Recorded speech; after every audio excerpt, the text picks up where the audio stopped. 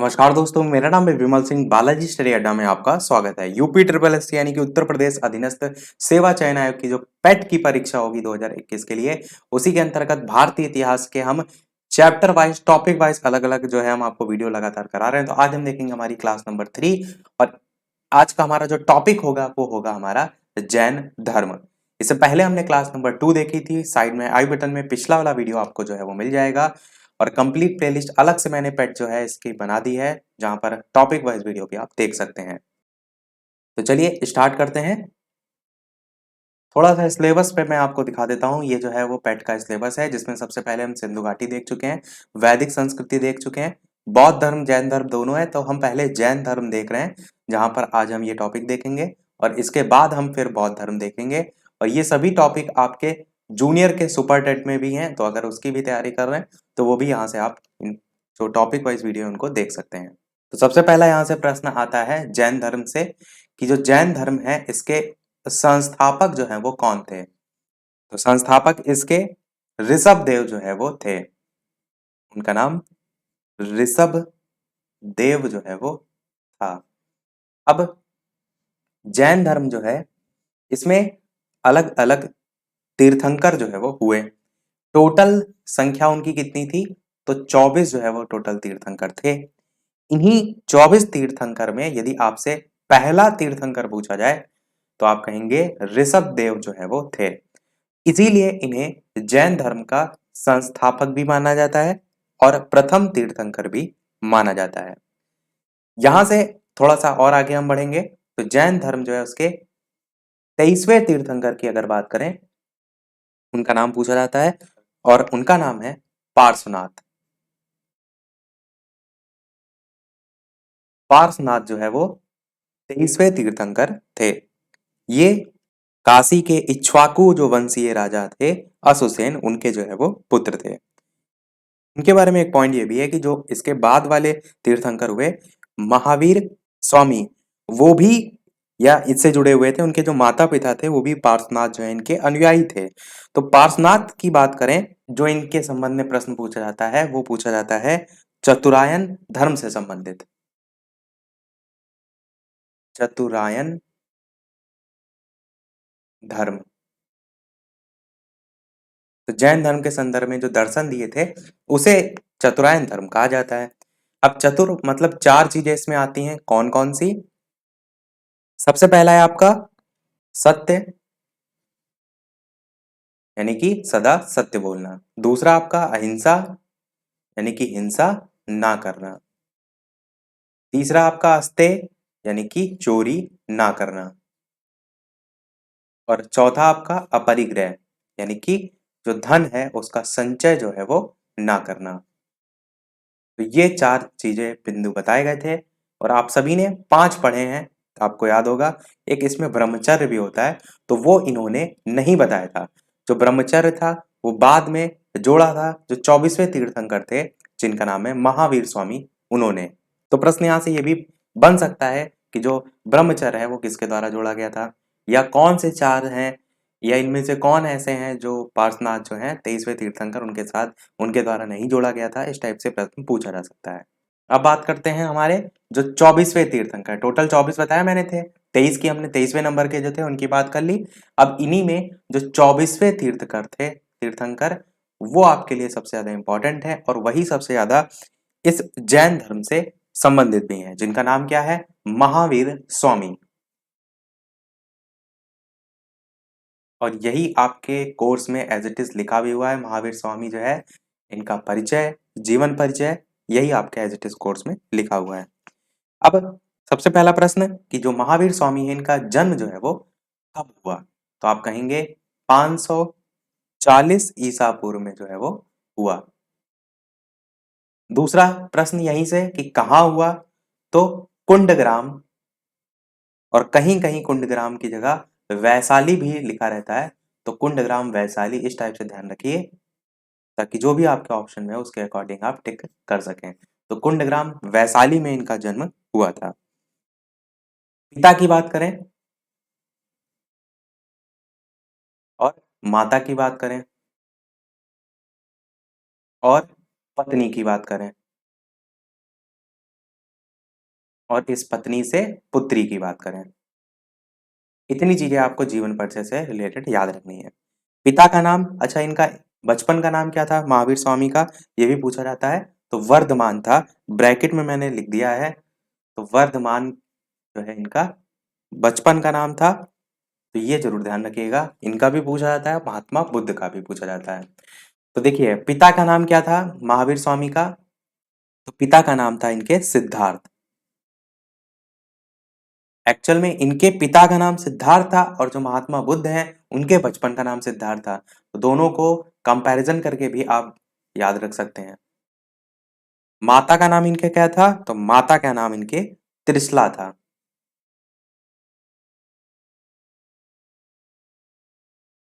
इनकी पत्नी का नाम क्या था, तो इनकी पत्नी का नाम यशोदा था।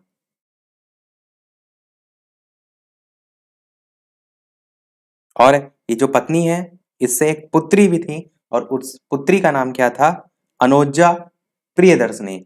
चाहे तो शॉर्ट में केवल प्रियदर्शनी भी याद रख सकते हैं क्योंकि प्रश्न आपसे बहुविकल्पी पूछा जाएगा। तो प्रियदर्शनी भी केवल याद रख सकते हैं, जो कि इनकी पुत्री थी। इनकी पुत्री थी और महात्मा बुद्ध की जब बात होती है तो उनका पुत्र था, उसका नाम राहुल था। तो अगर आप कंपैरिजन करके याद करेंगे तो भी थोड़ा सा याद रहेगा आपको। तो ऐसा करिएगा कि जो आज चीजें पढ़ाई जाए उसको एकदम रट लीजिएगा। जब महात्मा बुद्ध पढ़ेंगे तो आप क्या करिएगा, याद रखिएगा कि महावीर स्वामी में हमने क्या बताया था और महात्मा बुद्ध में, तो आप कंपैरिजन करेंगे और अच्छे से याद होगा। अब यहां से एक पॉइंट ये ध्यान रखिए कि जो महावीर स्वामी थे इन्होंने 30 वर्ष की आयु में जो इनके माता पिता थे उनकी मृत्यु हो गई थी। तो उसके कारण या उसके बाद आप कह सकते हैं इनका बड़ा भाई था, महावीर स्वामी का बड़ा भाई, उनका नाम क्या था बड़े भाई का नाम, तो नंदीवर्धन था। नंदीवर्धन। तो इन्हीं से इन्होंने अनुमति ली थी और अनुमति लेकर ही जो अपना सन्यास जीवन है उसको स्वीकारा था। एक पॉइंट अगर एक्स्ट्रा आप इसमें याद रखना चाहें तो जो अनुजा प्रियदर्शनी इनकी पुत्री थी उसका विवाह भी हुआ था। उसका विवाह किससे हुआ था, तो जमाली से जो है वो विवाह हुआ था। अब जब ये इन्होंने घर संन्यास त्यागा तो इधर त्याग कर इधर उधर भटक रहे थे तो बीच में और भी लोग मिले थे, और उतना हम डिटेल में नहीं जा रहे हैं। नॉर्मल जो मेन मेन चीजें वो आपके दिमाग में होनी चाहिए। तो जब इन्होंने ये सारी चीज रब कर देते हैं, इन्होंने 12वां वर्ष जो है वो आ गया था, या 12 वर्षों के आप कह सकते हैं कठिन तपस्या के कारण, प्रयास के कारण महावीर जो स्वामी थे इनको जाम्भिक या जृंभिक कह सकते हैं, जृंभिक, इसके समीप नदी का नाम था ऋजुपालिका।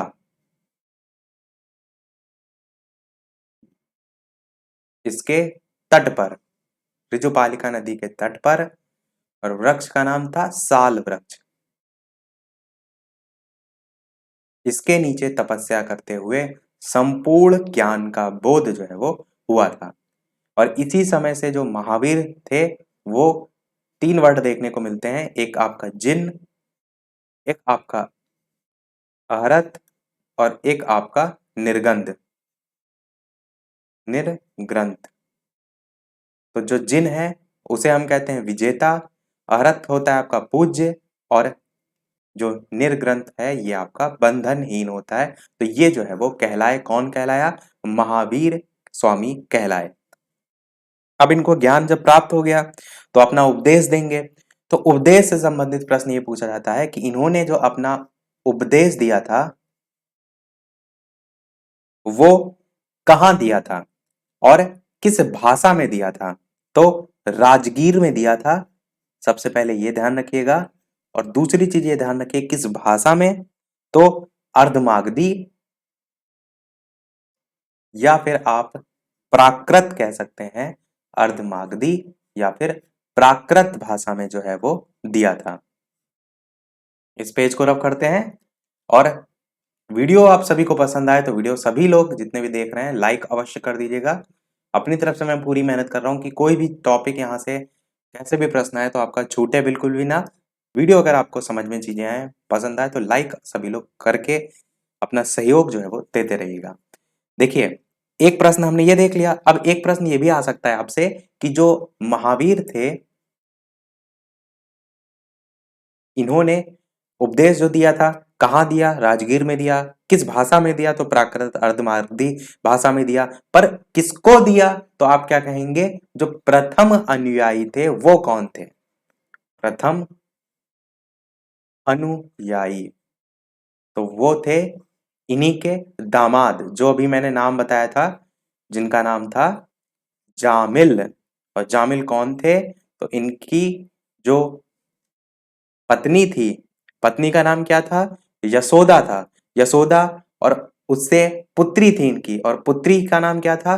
अनुजा प्रियदर्शनी। तो प्रियदर्शनी के ये पति थे, तो वही मैंने कहा दामाद हुए। तो प्रियदर्शनी के पति थे जामिल, यही जो है प्रथम अनुयायी थे महावीर स्वामी के। इसी के अलावा जो महावीर स्वामी थे वो पुनर्जन्म में भी विश्वास रखते थे, उन जिसका मुख्य कारण आत्मा को बताया था इन्होंने। ईश्वर के अस्तित्व को इन्होंने कभी भी स्वीकार नहीं किया था, और जो उपदेश हैं वो भी इन्होंने अलग अलग जगह दिए थे।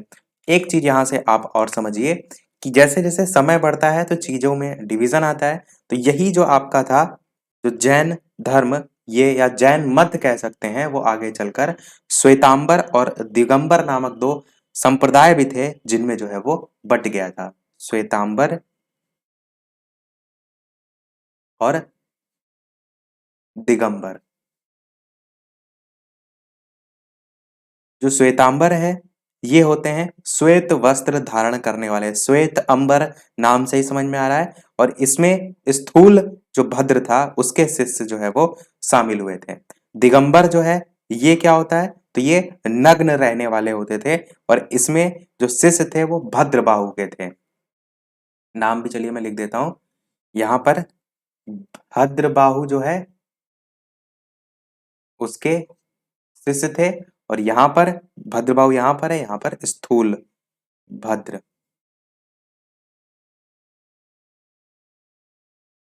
जो है उसके शिष्य थे।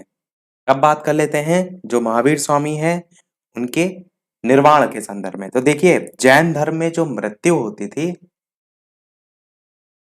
उसकी घटना को निर्वाण कहते थे। इस चीज को ध्यान रखिएगा, क्योंकि जो बौद्ध धर्म है वहां पर जो इसी के लिए टर्म्स है, यानी कि मृत्यु के लिए, वहां पर है महापरिनिर्वाण। यहाँ पर निर्वाण है, वहां पर महापरिनिर्वाण है। तो जैन धर्म में निर्वाण जो है वो कहा जाता है।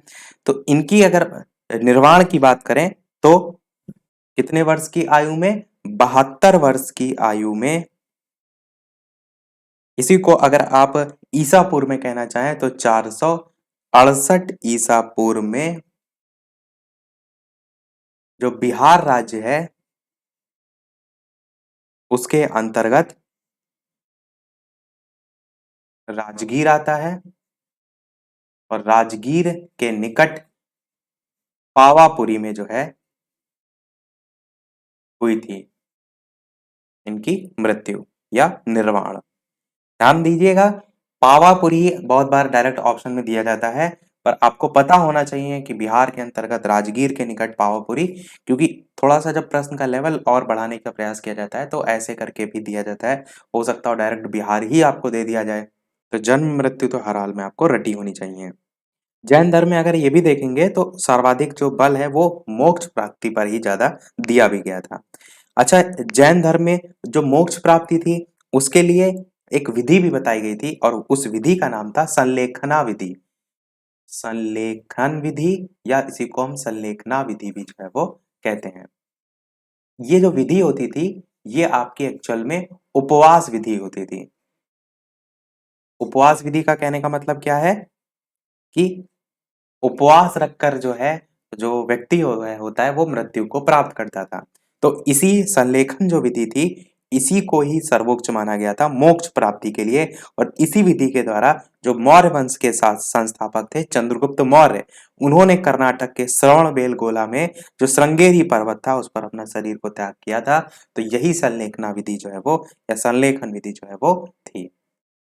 इसके अलावा इसमें 3 नियम भी बताए गए हैं। वो नियम 3 कौन-कौन से हैं? और ये जो नियम 3 बताए गए हैं, वो महावीर स्वामी ने जो बताए हैं, वो अज्ञानता को दूर करने के संदर्भ में बताए हैं। क्योंकि इनका मानना ये था कि मोक्ष प्राप्ति की सबसे बड़ी जो बाधा होती है, वो अज्ञानता ही होती है। तो इन्होंने जो 3 नियम बताए, उसमें पहला है सम्यक विश्वास या सम्यक जो एज इट इज वर्ड है उसी को ही लिख देते हैं। सम्यक दर्शन, सम्यक ज्ञान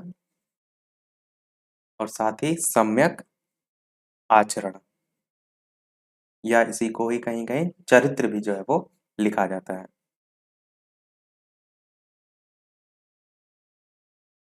और इसी प्रकार जो दर्शन है उसको कहीं कहीं विश्वास भी लिखा जाता है, पर एज इट इज आपको दर्शन ही देखने को मिलता है। तो ये तीन जो आप देख पा रहे हैं, ये जैन धर्म के त्रिरत्न कहे जाते हैं। त्रिरत्न जो है वो जैन धर्म के कहे जाते हैं, और ये किसके संबंध में है? मैंने बताया अज्ञानता को दूर करने के संबंध में। अच्छा, मैंने जो अभी नाम बताए थे आपको, इस श्वेतांबर से रिलेटेड स्थूल भद्र और दिगंबर से रिलेटेड भद्रबाहु, उनके बारे में मैं बताना ही भूल गया। उसमें थोड़ा सा आप चीजों को ये भी जोड़ सकते हैं कि वो नाम एक्चुअल में आए कहाँ से। तो ये जो जैन धर्म चल रहा था, जैसे कि हमारी बौद्ध धर्म में अलग अलग प्रचार प्रसार के लिए आयोजन होते रहते हैं, तो महावीर स्वामी जो है, इनकी मृत्यु जब हो गई, तो उसके पश्चात जो जैन जैन धर्म है उसका प्रचार प्रसार करना भी तो होता है। तो उसके लिए दो जैन सम्मेलन का आयोजन किया गया था। तो जो पहला जैन सम्मेलन था वो आपका पाटलिपुत्र में हुआ था, और जिसकी अध्यक्षता किसने की थी? इन्हीं जो मैंने नाम बताया, स्थल बाहु, जिनको हम स्थूल भद्र के नाम से जानते हैं। तो डायरेक्ट यही लिख देते हैं, वरना दो नाम में आप कंफ्यूज हो जाएंगे। स्थूल भद्र। और जो दूसरा आयोजन हुआ था वो आपका इतना नहीं पूछा जाता है, पर ये जरूर ध्यान रखिएगा, इसी स्थूल भद्र जो है, इन्हीं के द्वारा या इसी जैन सम्मेलन में जो भद्र बाहु थे, भद्र बाहु, इन्होंने जैन धर्म का सबसे पवित्र ग्रंथ था 12 अंग, उसकी रचना जो है वो की थी। 12 अंग की रचना की थी। तो ये छोटी सी चीजें हैं, याद रखिएगा।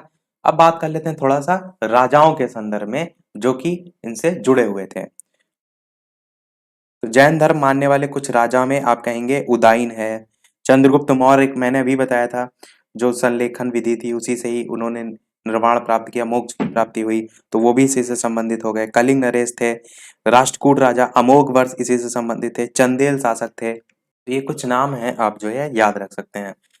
अब बात करें अगर मंदिरों की, तो ये हमारा लास्ट ही टॉपिक होगा मंदिर, क्योंकि सभी चीजें मैंने इससे संबंधित बता दी। जैन धर्म के अलावा अगर बौद्ध धर्म की बात करें तो उसमें चीजें थोड़ी ज्यादा हैं, इसमें ज्यादा नहीं है, पर जितनी थी सॉलिड सॉलिड चीजें हमने सारी जान ली, जहां से प्रश्न आपसे पूछा जा सकता है। देखिए, मंदिरों की बात करते हैं। मंदिर में, अच्छा, एक पॉइंट वन लाइनर के तौर पर पूछा जा सकता है सांख्य दर्शन के संदर्भ में, वो यहां पर मैं लिख देता हूं।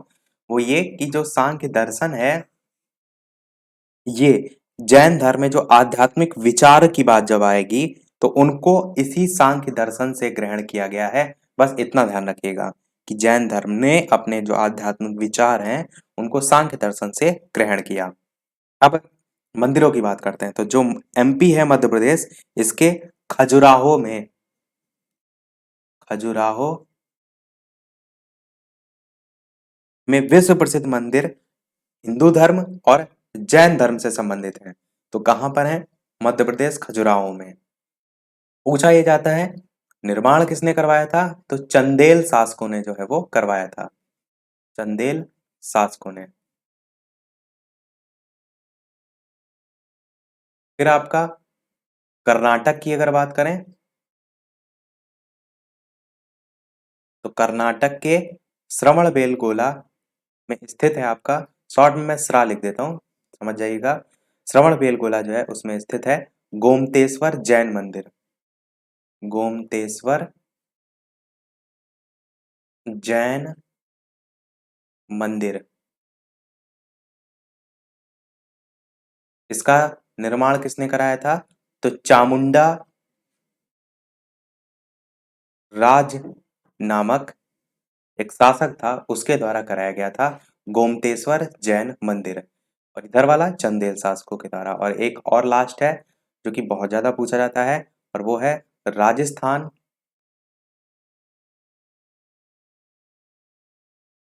राजस्थान जो है इसके माउंट आबू पर्वत पर, माउंट आबू पर्वत पर, कलर ब्लैक कर देते हैं वरना सब खिचड़ी पक जाएगी। माउंट आबू पर्वत पर दिलवाड़ा का जैन मंदिर। दिलवाड़ा का जैन मंदिर, ये बहुत पूछा जाता है। सबसे पहले यही पूछ लिया जाता है कहाँ स्थित है, किसके द्वारा बनवाया गया था। तो ये दिलवाड़ा का जैन मंदिर है, ये निर्माण किसने करवाया गया था? तो सामंत विमल के द्वारा जो है वो कराया गया था। मेरा नाम भी विमल है, ध्यान रखिएगा, मैंने ही बनवाया था क्या? दिलवाड़ा का जैन मंदिर।